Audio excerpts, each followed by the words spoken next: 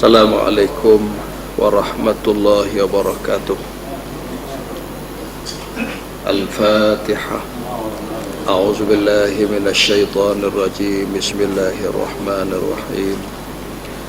Alhamdulillahi rabbil alamin arrahmanir rahim maliki yaumiddin. Iyyaka na'budu wa iyyaka nasta'in ihdinas siratal mustaqim. صراط الذين أنعمت عليهم غير المغضوب عليهم ولا الضالين. بسم الله الرحمن الرحيم. الحمد لله رب العالمين، والصلاة والسلام على أشرف الأنبياء والمرسلين وعلى آله وأصحابه ومن تبعهم بإحسان إلى يوم الدين. أما بعد. Tuan-tuan muslimin dan muslimat, mudah-mudahan diberkati dan dirahmati Allah. Kita sambung malam ini di muka surat 26 edisi Jawi, yaitu pada peristiwa yang ke-12, fakta yang ke-12. Apabila Rasulullah sallallahu alaihi wasallam melihat serangan dan siksaan terus menerus dilakukan oleh kaum Quraisy terhadap para sahabatnya, lalu baginda sallallahu alaihi wasallam pun bersabda, kiranya kamu semua dapat keluar ke negeri Habasyah. Sesungguhnya di sana terdapat seorang raja yang tidak suka menzalimi seorang pun. Moga-moga dengan itu Allah membukakan suatu jalan keluar daripada apa yang kamu hadapi sekarang. Maka berhijrahlah pada kali pertama seramai 12 orang lelaki dan 4 orang wanita. Kemudian mereka itu pulang semula setelah mendapat berita bahawa Sayyidina Umar telah memeluk Islam dan melahirkan Islamnya. Kemudian mereka balik lagi ke Habasyah bersama-sama orang mukmin yang lain. Bilangan mereka yang berhijrah pada kali yang kedua ini meningkat kepada 83 orang lelaki dan 11 orang wanita. Tuan-tuan muslimin dan muslimat yang dirahmati Allah, antara cabaran yang dihadapi oleh Nabi dan para sahabat radhiyallahu anhum di dalam menyebar dan mengembang luas agama ini ialah halangan daripada musuh. Jadi halangan daripada musuh dalam berbagai bentuk. Kita tengok dah sebelum ni bagaimana musuh datang kepada Abi Talib, dikemukakan halangan dalam bentuk tawaran. Ada ketika halangan dalam bentuk ancaman, dan lebih buruk, halangan dalam bentuk kezaliman, penyiksaan dan penindasan. Ini yang berlaku kepada para sahabat, khususnya dari kalangan para sahabat radhiyallahu anhum yang lemah, mustad'afin. Nabi Muhammad sallallahu alaihi wasallam kebetulan mempunyai beberapa benteng yang kuat. Ada Abi Talib, Nabi ada Sayyidatina Khadijah, Nabi ada ahli keluarga yang kuat. Tapi kalau kita tengok sahabat seperti Bilal bin Rabah, dia dari kalangan hamba. Kita tengok sahabat seperti Khabbab al-Arat, dia dari kalangan hamba. Kita tengok sahabat seperti Sumayyah, Ammar, Yasir, tiga beranak ini dari kalangan mustad'afin, orang-orang lemah yang tak ada kedudukan. Menyebabkan orang yang tak ada kedudukan, yang lemah ini menerima tekanan yang cukup dahsyat. Kita pun selalu dengar cerita bagaimana Bilal bin Rabah diseksa, bagaimana Ammar, Sumayyah dan Yasir kena seksa cukup dahsyat, bagaimana Khabbab al-Arat diseksa. Semua nama-nama ini tuan-tuan, kalau kita baca dalam sejarah, kita akan berjumpa bagaimana mereka dan penyiksaan yang dikenakan pada mereka cukup dahsyat.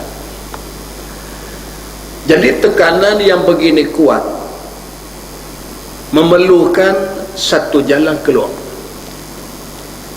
Macam mana nak dihadapi? Adakah semata-mata duduk bertahan, menanti, kemudian Nabi berjumpa dengan sahabat ni sebut, kamu kena sabarlah? Adakah setakat tu sahaja? Jaminan kesabaran, ketahanan iman tak semua orang sama. Kalau kita tengok Bilal bin Rabah, ceritanya masyhur, dijemuk tengah panas, ambil batu buat atas dada, buatlah apa sahaja, lidah masih menyebut ahad, ahad, sampai lidah tak boleh sebut dah. Angkat tangan, tunjuk jari macam tu, Tuhan yang besar. Ini Bilal, keimanan yang dimiliki sangat luar biasa. Sama juga macam Khabbab al-Arat, dipanggang di atas api, sehingga Khabbab menceritakan bahawa air dan darah yang mengalir daripada tubuh aku memadamkan bara api. Dahsyatnya, tapi dia tahan. Kita baca kisah Sumayyah dan Yasir, dua-dua ni bertahan sampai mati. Tapi tuan-tuan, Ammar bila kena siksaan yang cukup dahsyat, dia rasa dia tak tahan, tak tahan. Akhir dia menuturkan kalimah kufur. Terbit daripada mulut dia mengaku Tuhan dia ialah Lata dan Uzza. Dia dibebaskan. Selepas dibebas, terus dia lari berjumpa dengan Nabi sallallahu alaihi wasallam. Bagaimana keadaan saya ya Rasulullah? Nabi sallallahu alaihi wasallam tanya, waktu kamu kata dengan lidah kamu kalimah kufur, mengaku Lata, Uzza, Manat sebagai Tuhan dan menafikan Allah sebagai Tuhan, macam mana hati kamu?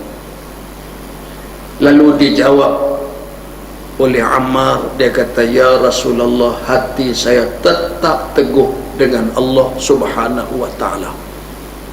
Nabi kata, kalau macam tu, kamu kekal dengan keimanan. Jadi tuan-tuan, dengan keadaan dan suasana yang macam ni, siapa lagi akan senasib dengan Ammar? Berapa orang lagi yang boleh tahan macam mana Khabbab, macam mana Bilal? Para sahabat dari hari ke hari makin bertambah jumlah, tekanan dari hari ke hari makin dahsyat. Maka di sinilah Nabi SAW kemukakan kepada para sahabat jalan keluar. Tapi jalan keluar ini bukan Nabi sendiri reka, bukan pandai-pandai Nabi, tapi jalan keluar itu dengan panduan daripada Allah Subhanahu wa Ta'ala, iaitu pada ketika inilah Allah turunkan kepada Nabi Suratul Kahfi. Kita baca tuan-tuan dalam Suratul Kahfi, kita berjumpa kisah Ashabul Kahfi. Beberapa anak muda yang duduk dalam satu kawasan, keseluruhan penduduk di kawasan termasuk pemerintah yang ada kufur dengan Allah, tapi anak-anak muda ni beriman. Innahum fityatun amanu bi rabbihim wa zidnahum huda. Mereka ni beriman, tapi dengan persekitaran yang tak menyokong, keimanan ni boleh tergugat. Akhir mereka pilih jalan, tinggal kampung halaman, tinggal daerah yang mereka duduk, pergi duduk dalam gua. Jadi kisah daripada Ashabul Kahfi ini memberi panduan kepada Nabi SAW bahawa demi untuk menyelamatkan iman, boleh keluar meninggalkan tanah ayam.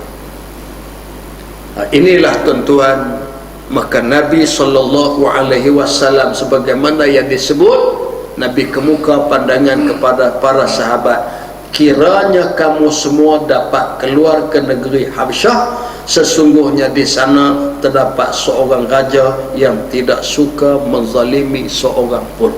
Ini Nabi kemuka kepada para sahabat. Lalu faktanya disebut, maka berhijrahlah para sahabat pun keluar daripada Mekah. Pada kali yang pertama seramai 12 orang lelaki dan 4 orang wanita. Ini tuan-tuan, orang yang pertama keluar meninggalkan Mekah. Sebab tu ada kitab-kitab di kalangan ulama, mereka bagi pandangan bahawa inilah hijrah yang pertama berlaku dalam sejarah Islam. Jadi sejarah Islam ini, hijrah bukan semata-mata daripada Mekah ke Madinah, tapi hijrah juga dimasukkan, iaitu daripada Mekah keluar ke Habsyah. Jadi orang yang mula-mula sekali 12 laki-laki dan 4 orang perempuan. Kemudian tuan-tuan, dari sudut faktanya disebut, mereka ni keluar ke Habsyah, mereka selamat di sana. Tiba-tiba sampai berita mengatakan bahawa Sayyidina Umar Al-Khattab masuk Islam. Bila tahu kata Sayyidina Umar masuk Islam, yang berhijrah tadi balik. Sebab tuan-tuan mengharapkan dengan Islamnya Sayyidina Umar ini akan berlaku satu perubahan besar. Memang berlaku pun.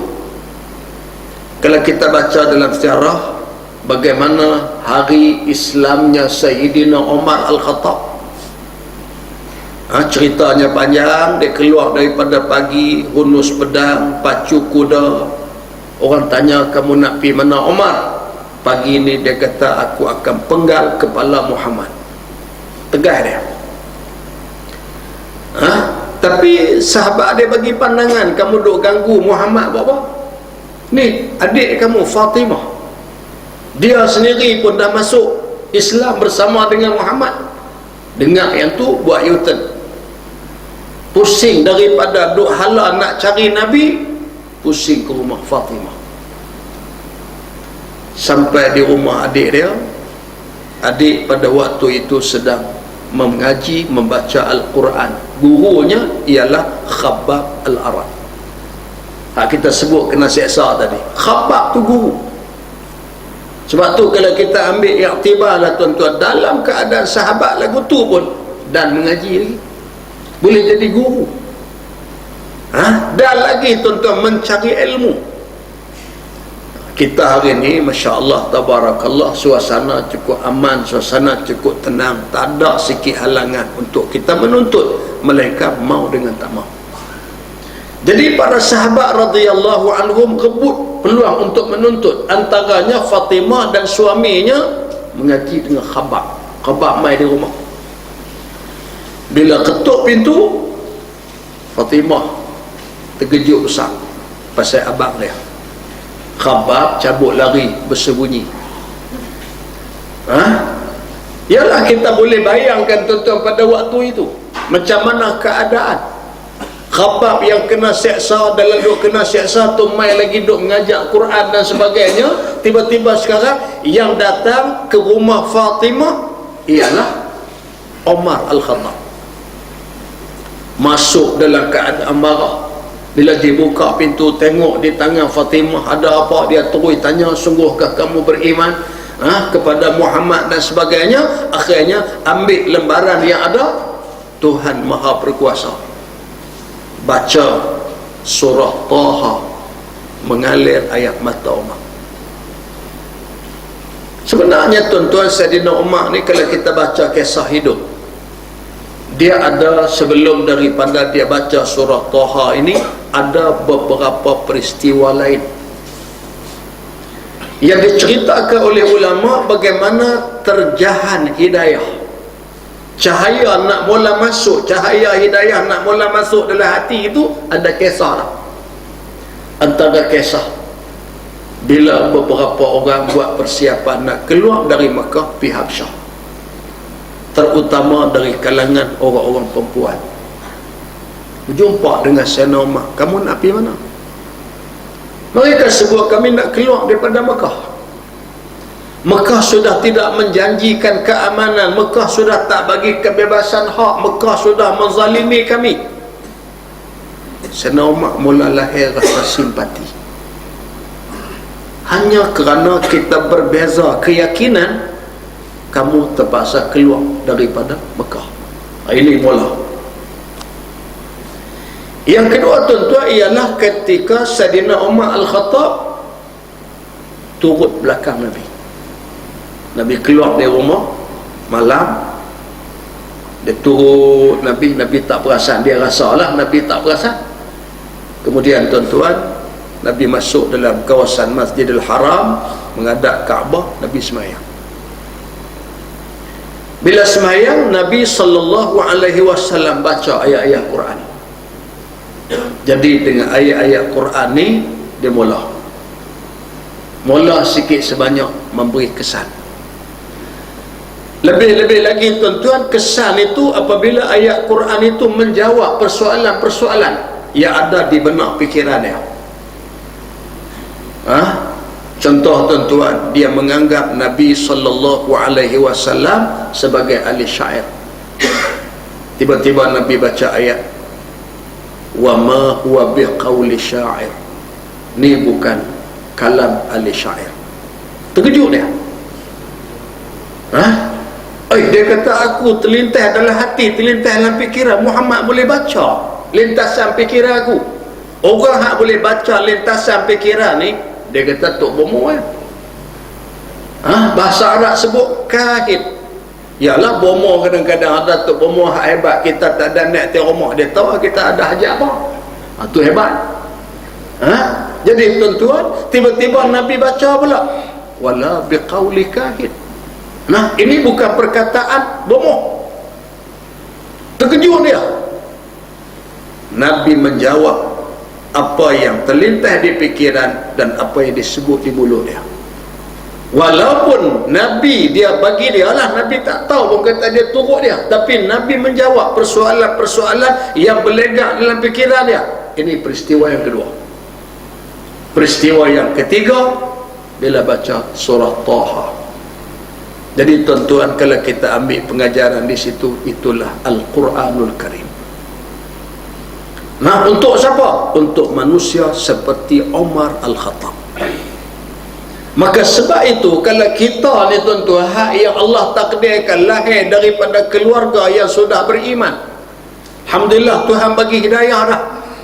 Tiba-tiba Quran tidak memberi apa-apa kesan pada hati kita, itu nak kena cek balik ya. Nah, tak ada rasa apa, tak ada berasa nak baca Quran, berasa tuan-tuan baca pun tak ada kesan apa, tak ada tuan-tuan apa rasa dalam hati, memang itu masalah. Sayyidina Umar Al-Khattab, bila dia baca mengalir ayat mata dia, dia tanya, di mana Muhammad? Nada tu lain lah. Di mana Muhammad? Nada tu lain. Bila lain sahaja nada ni, Khabbab Al-Arak hadut sebunyi keluar. Khabbab keluar. Keluarnya Khabbab, dia kata, Umar, aku boleh tunjuk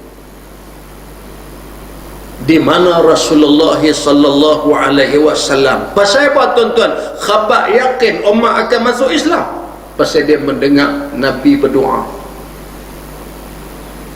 Antara doa Nabi, ya Allah, berikanlah kekuatan kepada Islam dengan Islamnya salah seorang daripada dua Umar.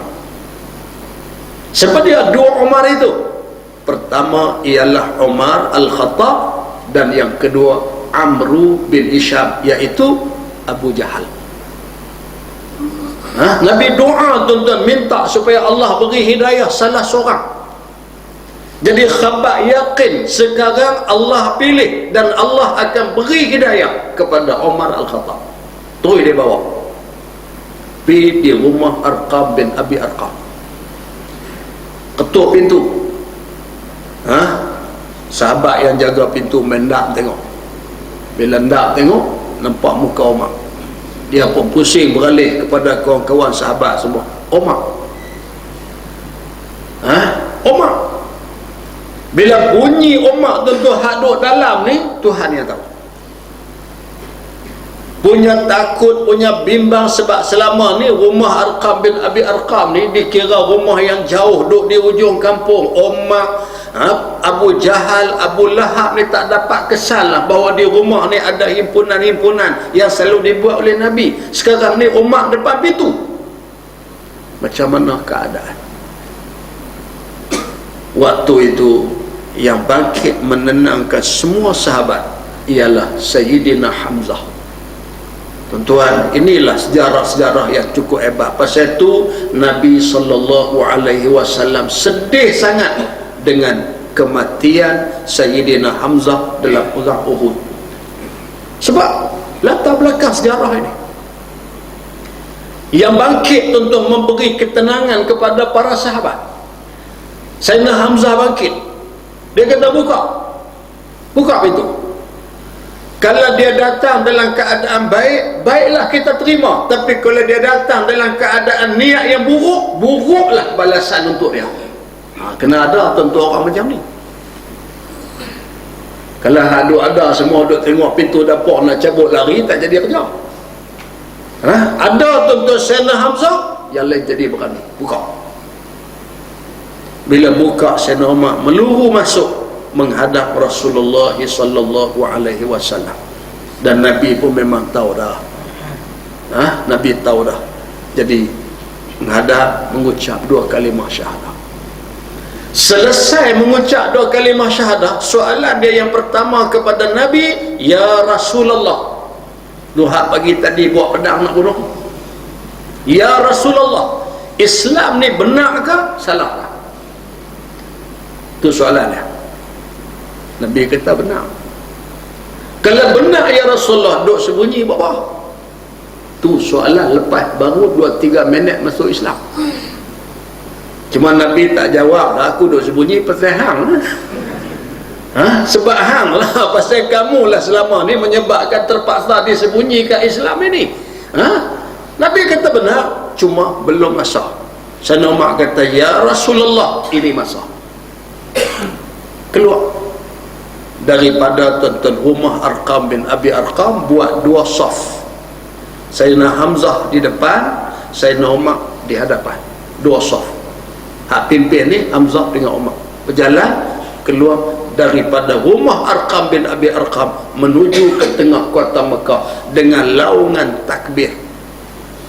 Inilah demonstrasi yang pertama, tuan-tuan. Nah, bukan Thailand saja. Mula dah Sayyidina Umar mula memimpin demonstrasi. Cuma kena tengoklah pasal apa demonstrasi itu berlaku. Ini tentu untuk menzahirkan kekuatan. Jadi artinya kemasukan Islam Sayyidina Umar Al-Khattab ni merubah suasana di Mekah. Tetapi sebagaimana yang kita maklumlah, musuh ni dia tak boleh duduk diam. Masuk Sayyidina Umar memberi satu tamparan kepada musuh, tapi dia cari jalan lain pula, menyebabkan para sahabat yang mengambil suatu langkah daripada Habsyah balik. Bila balik, tuan-tuan, mereka ingat mereka sudah selamat, terpelihara. Rupanya bila balik ialah musuh. Walaupun Islam sudah Sayyidina Umar Al-Khattab, tapi tekanan terhadap orang-orang lemah terus berlaku.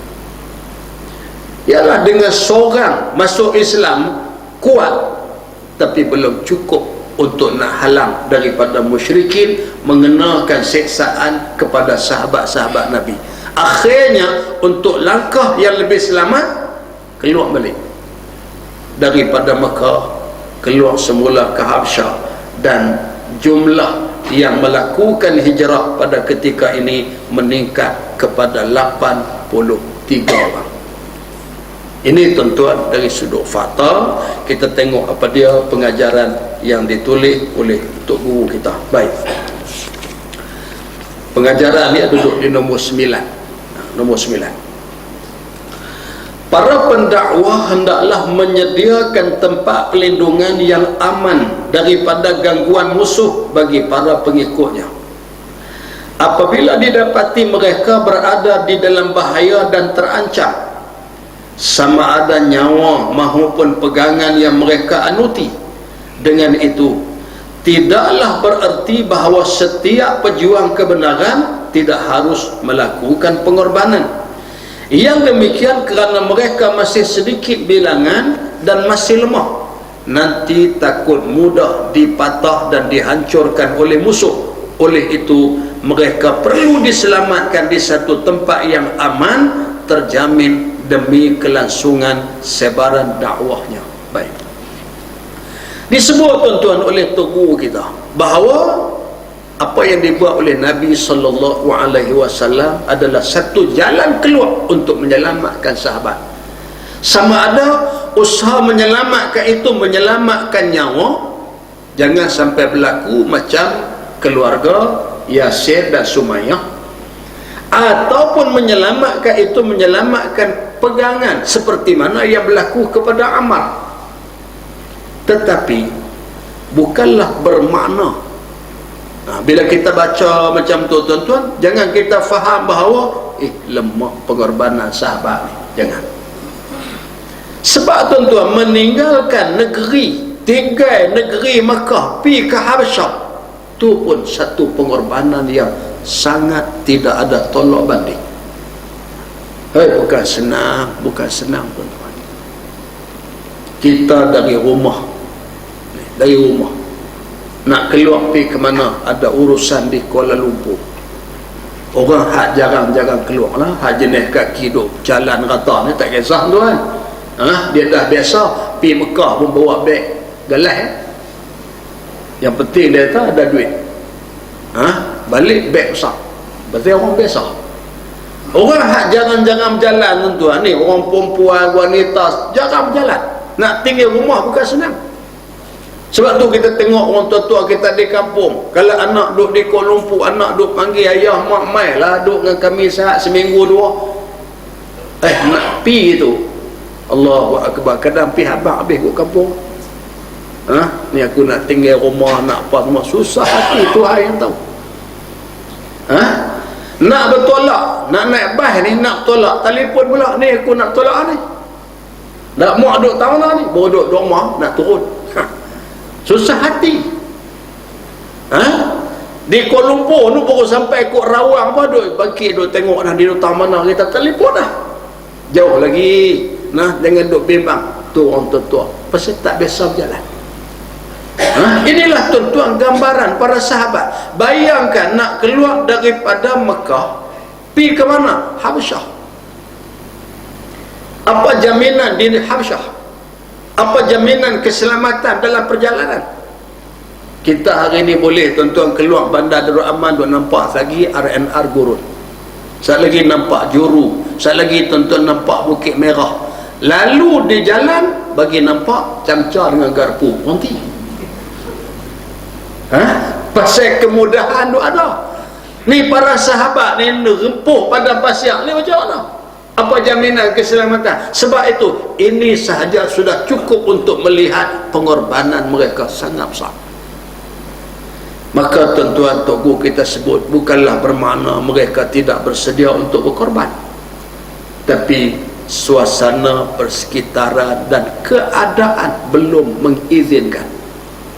InsyaAllah nanti kita akan baca tuan-tuan bagaimana sampai satu masa Allah mengizinkan untuk para sahabat bertindak balas bila sudah ada kekuatan. Di Mekah ni kebanyakannya tindak balas dia macam ni ya, sama ada keluar bawa diri ataupun sabar.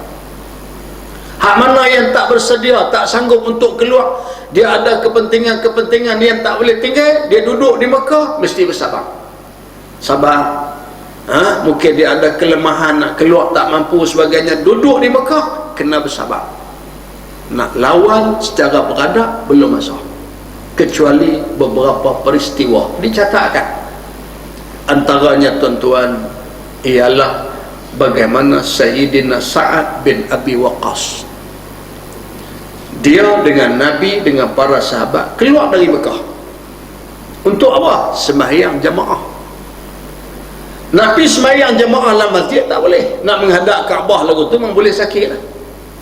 Akhirnya memilih jalan nak sembahyang jamaah, pergi cari celah bukit, pergi sembahyang di situ.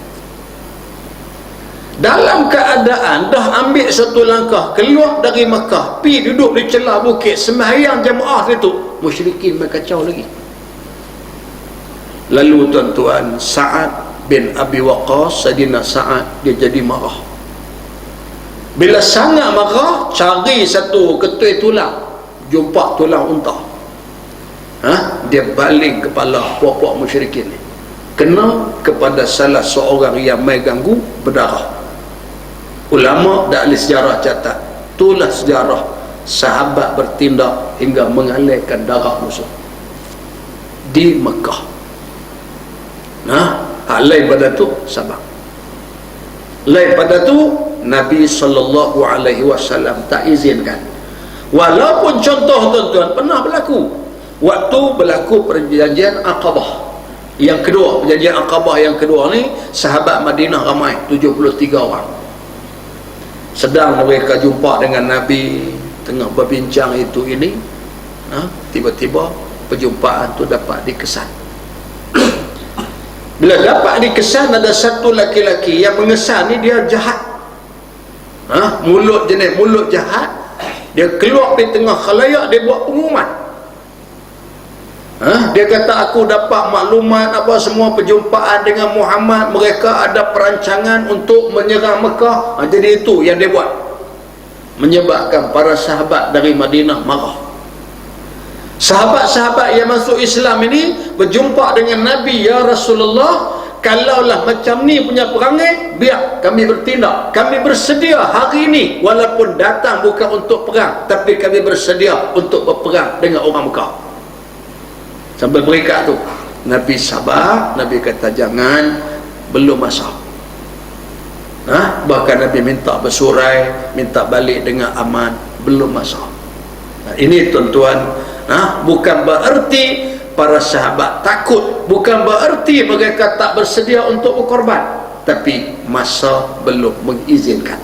Ini tuan-tuan, satu dua perkara yang disebut kepada kita bagaimana Nabi SAW dan para sahabat menghadapi zaman yang cukup getir sampai mereka terpaksa keluar daripada Mekah. Kemudian i'tibar atau pengajaran yang ke-10. Yang ini pun ada kaitan dengan fakta tadi juga disebut.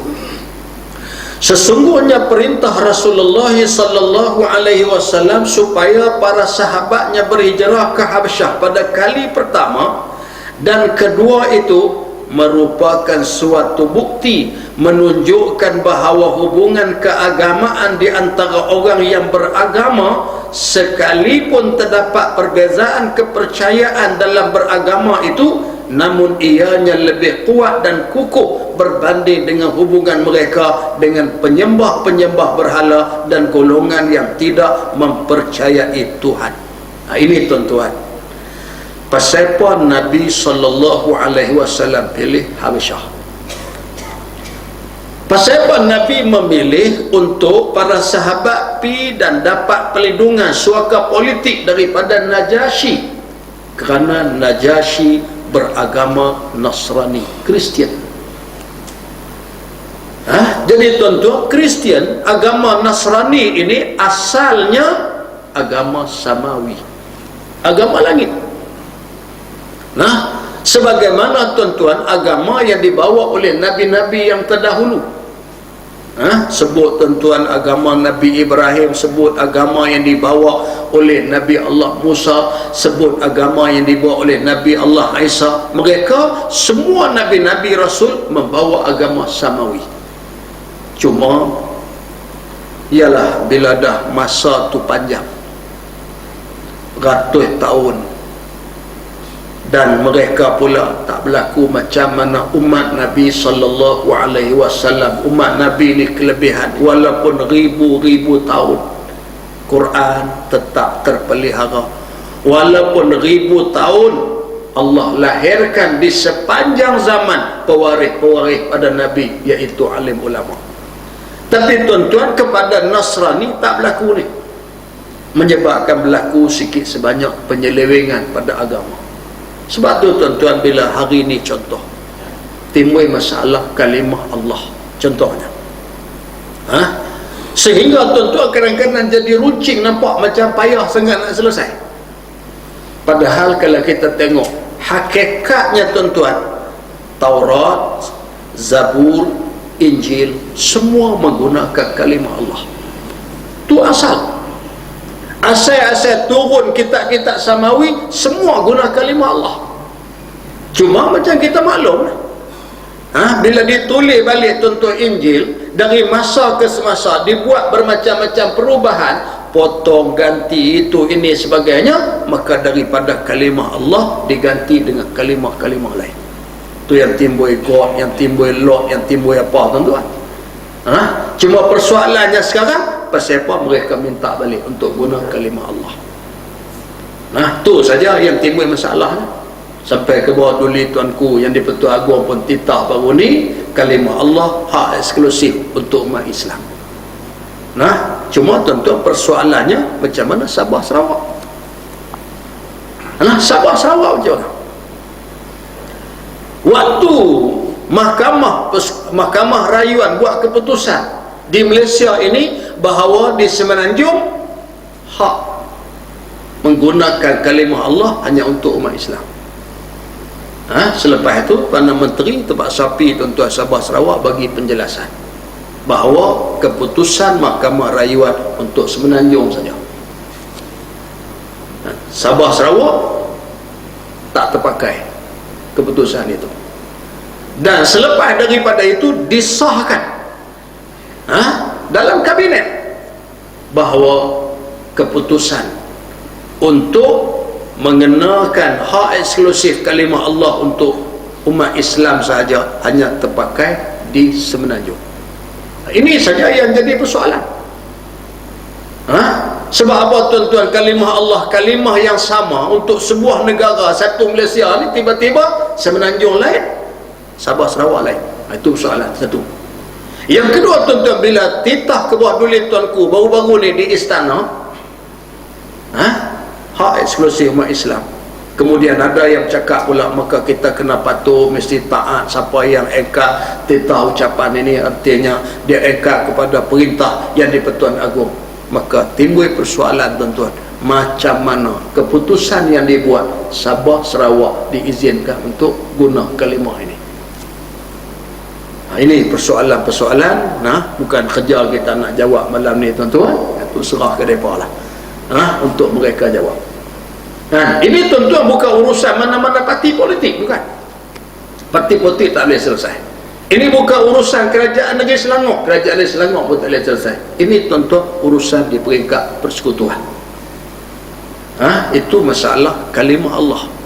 Tapi dari sudut faktanya, bila kita baca begini tuan-tuan, kita nampak sebenarnya di antara agama Islam yang dibawa oleh Nabi dengan agama Nasrani yang dianut oleh Najasyi ada persamaan. Sebab itu Nabi memilih pergi ke Najasyi, pergi ke Habsyah. Persamaan di mana? Di samping tuan-tuan kita sebut sama-sama agama samawi, cuma Nasrani berlaku sikit sebanyak penyelewengan. Antaranya ialah agama ini mengajak keadilan. Agama ni ajak ihsan kepada makhluk, bukan sekadar tuan-tuan kepada manusia, tapi kepada makhluk. Ini kehebatan agama samawi. Sebab tu kita tengok tuan-tuan, di mana-mana negara yang rakyat majoriti menganut agama samawi Islam dan memegang agama yang sebenar, kita tengok bukan Islam minoriti tak akan dizalimi. Dua lah. Bahkan boleh senang, boleh kaya, boleh tuan-tuan cari makan, boleh berniaga, boleh sama-sama hidup dalam aman. Tapi sebaliknya berlaku di mana-mana negara yang orang-orang bukan Islam majoriti, umat Islam minoriti akan menerima tekanan yang cukup dahsyat. Itu yang berlaku di Myanmar contohnya. Sehingga tuan-tuan sahabat-sahabat kita di sana Islam, mereka dinafikan hak sebagai warga negara. Tak cukup dengan dinafikan hak, berlaku usaha untuk pembunuhan, untuk penghapusan etnik yang sangat menakutkan. Baca tuan-tuan penyiksaan-penyiksaan yang dikenakan sangat-sangat menakutkan. Bayangkan mereka boleh bawa anak muda Islam pergi letak di atas rel kereta api, ikat tak tu, tunggu kereta api mai. Kereta api lalu tuan-tuan, landa putih berapa tu, pakai tepuk tangan seronok. Ini penyiksaan yang cukup dahsyat yang kena kepada umat Islam bila umat Islam menjadi kumpulan yang minoriti. Tapi bukan Islam tuan-tuan duduk, Allahu Akbar. Tuan-tuan tengok Mak Saleh Medu kayuh gerak ikut bandar Darul Aman, ada apa kita nak buat ke dia? Tak ada apa buat. Nah, di Langkawi tuan-tuan, kita tengok dia kayuh gerak masuk kampung-kampung, dengan laki-laki perempuan, kayuh basikan tu. Siapa ganggu dia? Tak ada apa. Dia rasa aman, selamat. Ni kelebihan yang ada kepada umat Islam.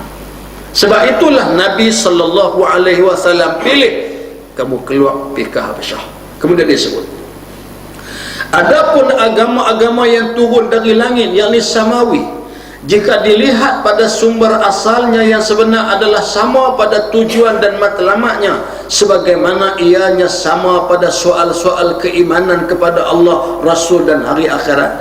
Inilah sebenarnya yang menyebabkan hubungan kekeluargaan di antara mereka lebih kukuh dan teguh daripada mana-mana hubungan kaum qarabah atau pertalian darah atau hubungan tanah air yang disertai dengan ilhad, dengan etis, penyembah berhala dan kufur terhadap syariat Allah.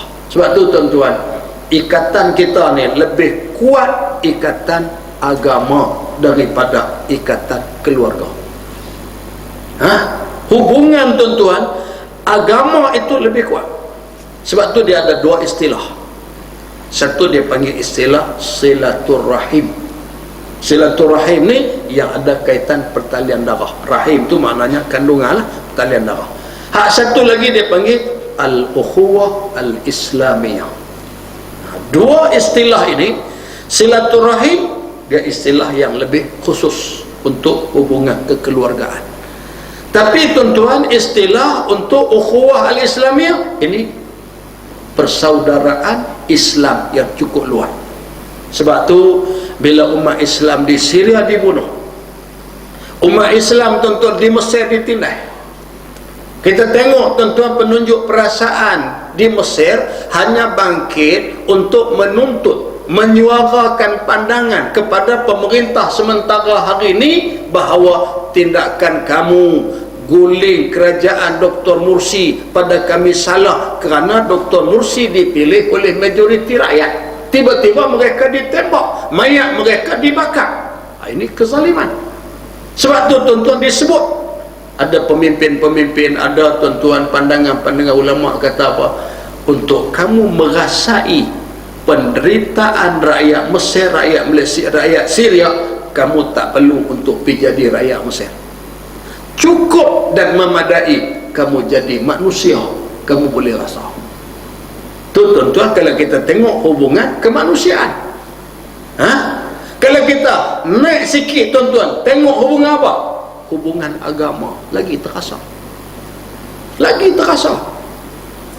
Kita boleh mai semayang dalam keadaan aman, kita tuan-tuan boleh mai daripada rumah keluar mai pakat semayang, duduk dalam satu saf, kita rasa pada waktu itu subhanallah keadaan kita selamat. Tapi di Syria keluar semayang, silat-silat langkah, mai sekali lagi tuan-tuan tentera tembak mereka. 3 tahun sudah ratusan ribu yang mati dibunuh. Ini tuan-tuan yang berlaku. Sebab tu bila kita tengok benda-benda ni semua, kita tuan-tuan di sini walaupun mungkin tak pernah sampai Syria, tak pernah sampai di Mesir, kita sendiri pun tak tengok apa yang mereka hadapi, hanya tengok gambar, baca saja, tapi ada rasa tuan-tuan dalam hati, simpati, rasa kita nak berdoa untuk mereka, rasa untuk kita nak bagi sumbangan segi sebanyak, menunjukkan betapa hubungan keagamaan, pertalian agama ini, persaudaraan dalam agama sangat kuat, menjangkau tuan-tuan batas sempadan geografi, menjangkau tuan-tuan batas sempadan bangsa, menjangkau batas sempadan kekeluargaan. Bukan ada kena mengena apa, kita Melayu, mereka Arab. Arab pula. Kalau Mesir tuan-tuan tu Arab Afrika, Mesir ni Afrika. Jadi bila kita tengok tuan-tuan keadaan itu, menunjukkan betapa rasa pertalian persaudaraan agama itu cukup kuat. Sebab itu Nabi SAW ada sejarah yang cukup panjang tentu, walaupun Najasyi tak pernah berjumpa dengan Nabi. Banyak pengajaran daripada Nabi dengan Najasyi ni. Nabi pilih para sahabat pergi duduk tuan-tuan di Habasyah sebab ada hubungan keagamaan yang disebut tadi. Satu. Yang kedua tuan-tuan, memberi gambaran agama Samawi ialah agama yang menjamin kesejahteraan umat manusia. Kemudian tuan-tuan, dalam masa yang sama Najasyi beriman kepada Nabi SAW. Sebab Najasyi salah seorang daripada pemimpin dunia yang dihantar surat secara khusus oleh Nabi. Kalau kita baca tuan-tuan, insya-Allah nanti kita akan berjumpa bagaimana sewaktu Nabi sesudah menyelesaikan perjanjian yang disebut dengan perjanjian Hudaibiyah, tak boleh perang. Bila tak boleh perang di antara Madinah dengan Mekah, Islam dengan musyrikin, tak boleh perang. Lama mana? 10 tahun. Nabi tak balik duduk saja, tapi Nabi balik mengambil kesempatan. Tak boleh perang, tulis surat, hantar kepada pemimpin-pemimpin dunia. Sebab tu tuan-tuan disebut bahawa Najasyi dikatakan menerima 2 kali surat daripada Nabi SAW. Najasyi bila terima surat Nabi, dia tahu kata surat Nabi, dia duduk di singgah sana, tahu surat Nabi dibawa ni, turun dia, pegang surat ni, letak di antara 2 mata. Maknanya seolah macam dia menghormati surat tu. Buka, baca, mengalir ayat mata dia, masuk Islam. Masuk Islam tuan-tuan Najasyi. Dan Najasyi tak pernah berjumpa dengan Nabi. Ni satu orang yang menjadi sahabat Nabi tapi tak pernah jumpa Nabi.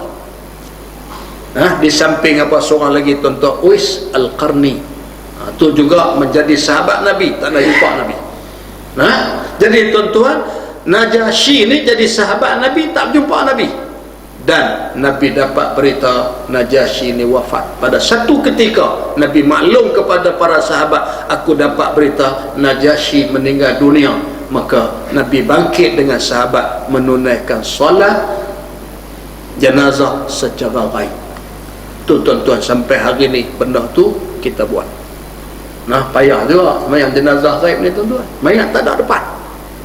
Salah langkah tu imam pergi rokok, habis alih rokok. Jadi ini di antara perkara. Sebab tu bila kita tengok tuan-tuan, kehidupan Nabi ni tu yang kata, bicara kehidupan Nabi tak akan habis. Syarat tuan-tuan, kehidupan Nabi tu syarat dengan iktibar dan pengajaran.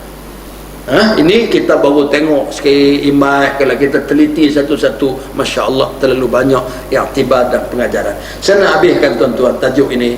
Kita pergi yang ke-13. Akhirnya kaum musyrikin memutuskan hubungan dengan Rasulullah sallallahu alaihi wasallam.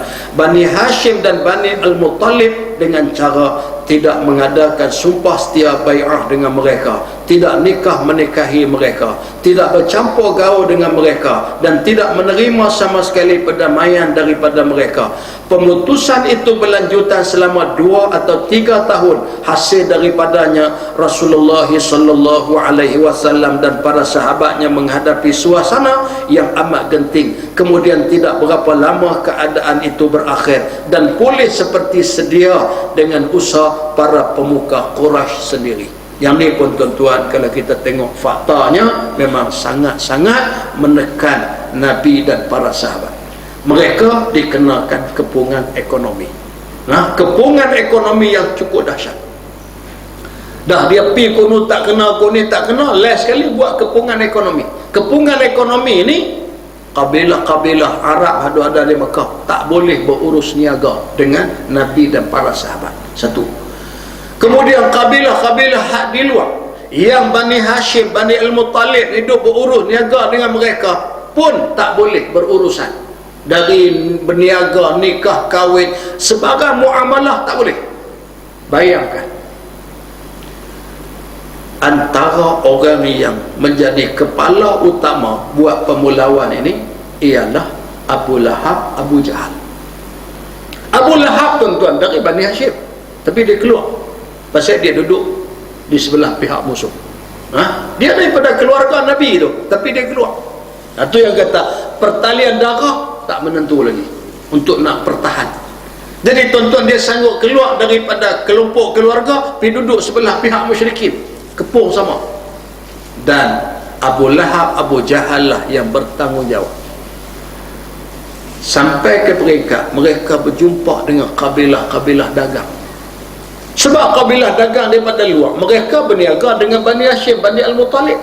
Bila bawa barang main nak berniaga, tiba-tiba tak boleh, rugi. Abu Jahal, Abu Lahab bawa duit pergi bayar. Kamu tak akan rugi, ni aku bayar. Menunjukkan betapa jahatnya mereka sampai ke peringkat sanggup bayar sejumlah duit. Yang penting jangan berurusan dengan Muhammad dan Bani Hashim. Memang tuan-tuan nak bagi satu tekanan yang cukup teruk. Lalu disebut dalam ibrah pengajaran yang ke-11, sesungguhnya musuh-musuh Islam tidak akan mudah menyerah kalah.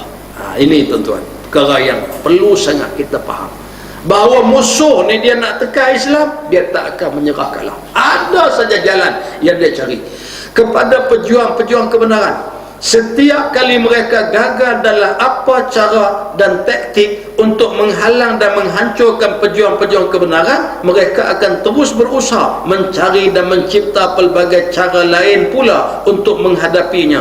Begitulah seterusnya hinggalah kebenaran benar-benar mencapai kemenangan akhirnya dan kebatilan pula menemui kekalahan total serta menghembuskan nafasnya yang terakhir dan terkubur lenyap. Jadi selagi mana tuan-tuan Kebenaran dengan kebatilan hidup berlawan. Selagi tak terzahir lagi kebenaran yang sebenar, maka selagi itulah kita berhadapan dengan cabaran ini. Sebab tu kita tengok tuan-tuan, kadang-kadang zaman dunia media baru, zaman dunia langit terbuka, dunia tanpa sepadan ini, dia main tuan-tuan dalam berbagai bentuk. Dulu globalisasi, dia main pula tuan-tuan langit terbuka, dunia tanpa sepadan. Dia guna saluran-saluran yang diminati oleh anak-anak muda untuk nak melemah Islam, untuk tuan-tuan dia nak menyerang batang tubuh Nabi, untuk apa semua. Jadi ada saja langkah yang dia buat untuk menghalang, menyekat dan memberikan gambaran yang buruk kepada Islam. Cuma setakat ni, macam Tuhan sebut, yuriduna liyutfi'u nurallah biafwahihim. Mereka nak padam cahaya Allah dengan mulut mereka, dengan usaha mereka, dengan tangan mereka, dengan apa saja keupayaan yang mereka miliki. Tapi wallahu mutimmu nurih, Allah subhanahu wa ta'ala menyempurnakan cahaya agamanya. Walau karihal kafirun, walau karihal munafiqun, walau karihal musyrikun, walaupun orang kafir, munafik, musyrikin benci terhadap Islam. Inilah tuan-tuan kelebihan yang ada kepada Islam. Jadi mudah-mudahan tuan-tuan dengan fakta-fakta yang kita baca ini memberi sikit sebanyak kepada kita betapa gambaran suka dan payahnya Nabi sallallahu alaihi wasallam nak bawa dan sampaikan Islam pada manusia seluruh dunia. Syukur tuan-tuan, Allah pilih kita menerima Islam. Terima kasih banyak kepada Nabi sallallahu alaihi wasallam. Pasal itu tuan-tuan, bila masuk Rabiul Awal, sambut kita Maulidur Rasul, kita ulang. Alhamdulillah, syukur pada Allah, tak ada pun tuan-tuan orang yang mempertikaikan. Orang pertikai, tahun lepas bukan buat dah, tahun ni buat pula tak. Masuk saja Rabiul Awal, kita akan macam-macam. Cuma apa yang saya harap tuan-tuan, kita dengan Nabi bukan duduk pada bulan-bulan, pada hari-hari tertentu, bukan itu. Tapi hari-hari. Sebab tu tuan-tuan ulama dia tak tekan sangat fakta berapa hari bulan. Kita bukan diikat di situ. Sebab tu tak perlu jadi perbahasan pun. Nabi ni betul-betul ke lahir 12? Hang masa tengok surat anak Nabi. Tak gaduh. Tak gaduh. Bahas dan tak gaduh jadi masalah pun. Sama tuan-tuan, ulama tidak terlalu memberi penekanan fakta bila berlaku Isra Mi'raj. Tapi tuan-tuan yang jelas fakta itu terang. Terang di mana? Subhanalladzi asra bi'abdihi lailan minal masjidil haram. Bila kamu baca ayat tu, mengingatkan kamu Isra dan Mi'raj. Syarahlah bila pun. Kita baca alam tara kaifa fa'ala rabbuka bi ashabil fil. Tuan-tuan baca sembahyang Isyak tiap-tiap malam dia baca alam tara kaif. Tiap-tiap malam tuan-tuan baca kisah zaman peristiwa yang berlaku sebelum lahirnya Nabi Muhammad. Ada ulama tuan-tuan duduk bahas ni, dia kata ni waktu jadi begini berapa hari pula Nabi lahir. Tak tuan. Cuma saya berjumpa satu pandangan daripada seorang ulama nama Syekh Abdul Hamid Judah. Dia letak satu tarikh, dia kata 55 hari selepas tentera bergajah dibinasakan, lahirlah Nabi sallallahu alaihi wasallam. Dia lagu tu ya. Cuma tuan-tuan dia tak kata lepas 55 hari itu hari apa, berapa tarikh, yang tu tak dia sebut secara tepatnya. Jadi saya kira tuan-tuan dari sudut tarikh ni untuk kita umat Islam bukan sangat menjadi keutamaan. Pasal kita tak hidup zaman tu, kita pun tak tahu yang tepat lagu mana. Yang pasti Nabi dilahirkan. Yang pasti Isra Mi'raj berlaku. Yang pasti tuan-tuan nuzul Quran berlaku. Itu pasti. Tarikh-tarikh tepat kita serah baliklah kepada Allah Subhanahu wa taala. Yang ni tuan-tuan, Allah Tuhan yang Maha mengetahui pasal apa dalam Quran, tapi buh tarikh-tarikh tu. Nah, kalau tu habis senang 12 Rabiul Awal siapa pun tak bahaya. Jadi nak abang tuan-tuan, Quran bukan buku sejarah. Aduk kalut dengan tarikh-tarikh ni. Quran ni tuan-tuan, kitab untuk kita ambil panduan. Untuk kita jadikan sebagai panduan hidayah dalam hidup kita. Jadi bila kita faham benda-benda tu, bukan tak boleh bincang. Lah tuan-tuan, ni kawan-kawan duk bincang banyak. Contoh apa dia? Umur Sayyidatina Khadijah waktu kahwin dengan Nabi.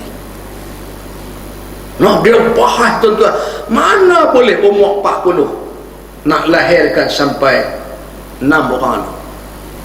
Sebab Khadijah melahirkan 6 anak. Anak Nabi 7. Seorang nama Ibrahim itu dilahirkan oleh seorang isteri yang bernama Maria Al-Qibtiyah. 6 lagi tuan-tuan adalah Khadijah. Khadijah melahirkan 6 anak untuk Nabi. Jadi tuan-tuan, timbul perbahasan. Kalau umur 40, Khadijah ni beranak sampai umur berapa? Mungkinkah dia masih melahirkan anak selepas umur dia 50 lebih? Ini tuan-tuan persoalan-persoalan yang ada. Maka di sana timbullah pandangan, ya walaupun dia umur 40 tapi Allah jadikan dia kembali anak darah. Nah, bagus juga pandangan ni, menyebabkan terbitlah ubat-ubatan hari ni mengembalikan darah anda. Bagus itu tuan. Jadi fakta-fakta begitu membuka ruang tu ahli-ahli perniagaan ke apa ke bincanglah lagu mana. Nah, cuma tuan-tuan hari ni mai pula pandangan dia tak mungkin. Yang tepatnya Sayyidatina Khadijah waktu berkahwin dengan Nabi umurnya 29 tahun. Kemukalah fakta. Ini. Maka tuan-tuan macam saya sebut tadi, tak perlu pun sampai kita bergaduh. Okey, kita baca fakta ni, tengok mana lebih kuat. Aku pakai hak 29, pakai 40. Sekali lagi tuan-tuan, kita tak ada masalah apa. 40 ke 29 ke, tak ada apa-apa masalah bagi kita. Cuma ini fakta-fakta yang disebut. Tidak perlu fakta ini sampai peringkat kita bergaduh di antara satu sama lain. Jadi inilah tuan-tuan yang dikatakan fakta-fakta sejarah yang berlaku di zaman Nabi SAW. Sebab tu kita tengok Dr. Mustafa Sibai, dia tak pentingkan tarikh. Dia kira ambil satu zaman, satu peristiwa yang berlaku. Jadi mudah-mudahan ada manfaat daripada apa yang kita bincangkan pada malam ini. Terima kasih. Salah silap saya mohon maaf. Wallahu a'lam bissawab wa ilaihil marji' wal ma'ab. Bismillahirrahmanirrahim. Alhamdulillahi rabbil alamin, hamdan yuwafi ni'amahu wa yukafi'u mazidah. Ya Rabbana lakal hamdu kama yanbaghi li jalali wajhika wa azimi sultanik. Allahumma salli ala sayyidina Muhammad wa ala alihi wa sahbihi ajma'in. Allahumma faqihna fid din wa 'allimna at-ta'wil wa ja'alna minal ulama'is salihin. Allahumma a'izzana bil Islam wa a'izzal Islam bina. Rabbana atina fid dunya hasanah wa fil akhirati hasanah wa qina azaban nar. Wa sallallahu ala sayyidina Muhammad wa ala alihi wa sahbihi ajma'in. Walhamdulillahi rabbil alamin. Taqabbalallahu